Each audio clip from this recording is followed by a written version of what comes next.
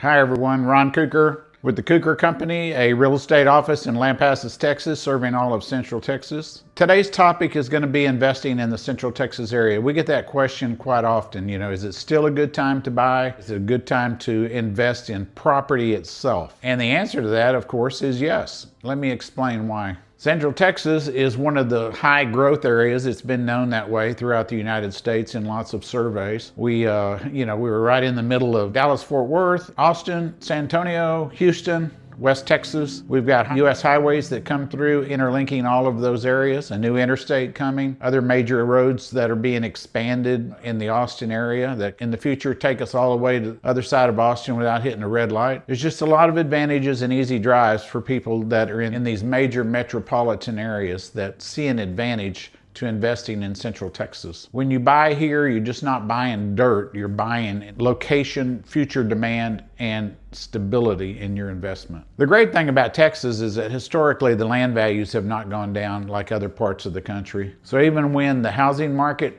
decreased and that rising interest rates, land was still a good investment. Again, people from metropolitan areas saw that and they see the recreation aspect, the agricultural, the investment opportunities, the future homes. We have a lot of people from places like Houston, Dallas, Fort Worth that love to buy property here, invest in it, play on it, hunt, and then build their future retirement home.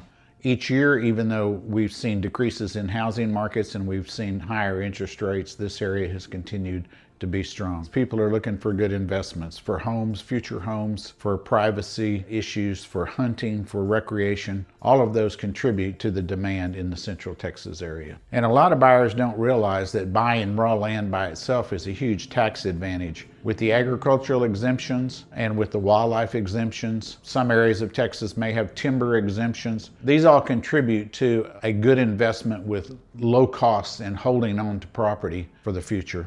Another good reason is, land is something that can be used even when you don't live in this particular area.